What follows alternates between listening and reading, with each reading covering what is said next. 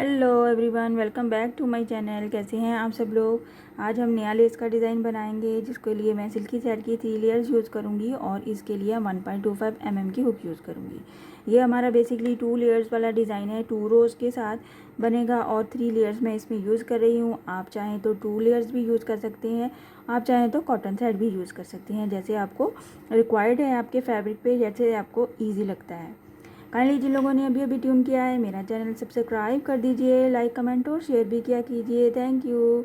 चलिए स्टार्ट करते हैं हम अपना आज का इजी डिज़ाइन, जो कि बहुत ही आसान है। आपने पहले भी बहुत बार बनाया होगा सिंगल लेयर में। आज हम उसी डिज़ाइन को 2 लेयर्स में बनाएंगे।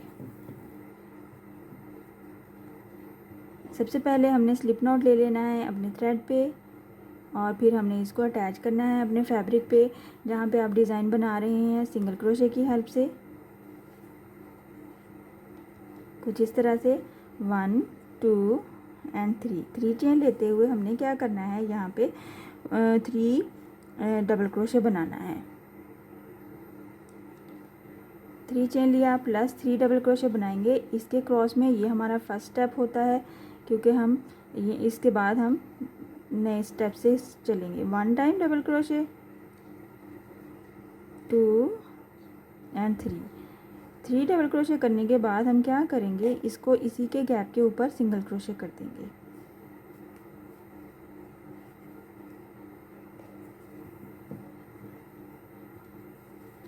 सिंगल क्रोशे कर दिया इसको इसी के गैप के ऊपर, और फिर नेक्स्ट हम क्या करेंगे, 3 चेन लेते हुए 3 चेन प्लस 3 डबल क्रोशे बनाएंगे यहाँ पे इस वाले गैप में। 1 2 एंड 3 डबल क्रोशे बनाया, फिर से हमने इसको इसी के गैप के ऊपर सिंगल क्रोशे कर दिया। कुछ इस तरह से इसी को रिपीट करते हुए हम अपनी फर्स्ट रो कंप्लीट कर लेंगे। इसके ऊपर फिर हम अपनी सेकंड रो बनाएंगे। एक बार फिर से बना लेते हैं। 3 चेन प्लस 3 डबल क्रोशे बनाया इस वाली स्पेस में। 1 2 एंड 3 और इसको इसी के गैप के ऊपर हमने अटैच कर दिया सिंगल क्रोशे की हेल्प से। डिस्टेंस सेम ही रखिए। अगर डिस्टेंस लेने में कोई भी मुश्किल होती है तो आप बेस रो बना लीजिए।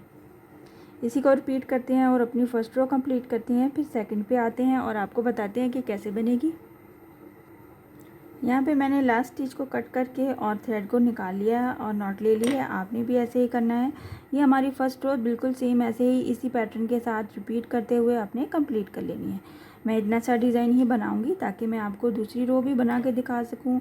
टाइम शॉर्ट होता है वीडियो के लिए, तो इसलिए हम इतना सा ही बनाएंगे, फिर मैं आपको कंप्लीट करके शो करूँगी। इसके लिए हमने फिर से अपने 3 लेयर्स को ले लिया है और स्लिप नॉट लेते हुए हम अटैच कर देंगे इसको फर्स्ट रो पे।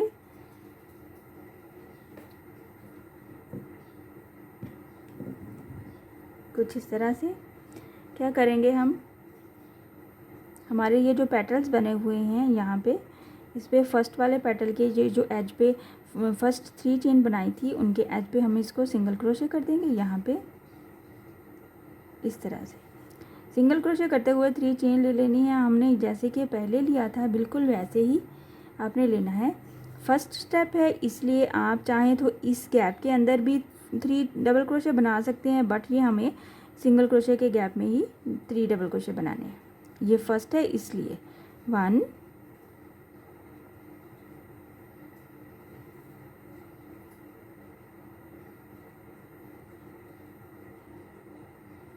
2 एंड 3।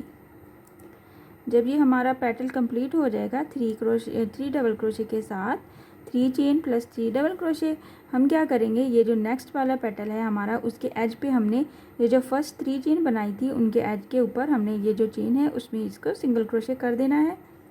कुछ इस तरह से बहुत खूबसूरत लुक आती है इसकी बनने के बाद, बिल्कुल कट वर्क जैसा दिखता है।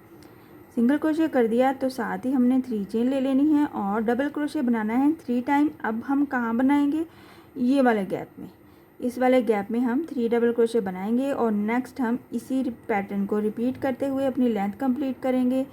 वेरी फर्स्ट पे जब हम स्टार्ट करते हैं हमें थोड़ा सा डिज़ाइन को चेंज रखना पड़ता है ताकि वो उसकी अच्छे से ग्रिप आ सके। 1 डबल क्रोशे हो गया, 2, 3 डबल क्रोशे कंप्लीट कर लिया। तो हम क्या करेंगे, नेक्स्ट वाले पेटल की एज पे चले जाएंगे और वहाँ पे हम इसको सिंगल क्रोशे करते हुए फिर से 3 चेन ले लेंगे। 3 टाइम डबल क्रोशे बनाएंगे ये वाला जो गैप है इसके क्रॉस में, कुछ इस तरह से 1, 2 एंड 3। इसी पैटर्न को रिपीट करना है, किसी किस्म का कुछ और नया ऐड नहीं करना। और ये देखिएगा कि ये डिज़ाइन बनने के बाद कितना खूबसूरत लगता है। एक बार फिर से मैं बना देती हूँ। डबल क्रोशे का 3 डबल क्रोशे कंप्लीट हो गया। तो नेक्स्ट वाले के एज पे इसको सिंगल क्रोशे कर देंगे और 3 चेन ले लेंगे। इसके क्रॉस में हम 3 डबल क्रोशे बनाएंगे, कुछ इस तरह से। बिल्कुल इसी पैटर्न को रिपीट करना है, किसी किस्म की कोई चीज़ ऐड नहीं करनी हमने, और बहुत ही इजी है। बस ये फर्स्ट स्टेप में आपने बनाने में थोड़ी सी एहतियात करनी है ताकि ये ख़राब ना हो और अच्छा भी लगे और डिज़ाइन भी ख़राब ना हो हमारा। मैं इसकी थोड़ी सी लेंथ कंप्लीट करके आपको शो करती हूँ ताकि आपको देख के आइडिया हो कि ये देख के कि कितना प्यारा लगता है बनने के बाद।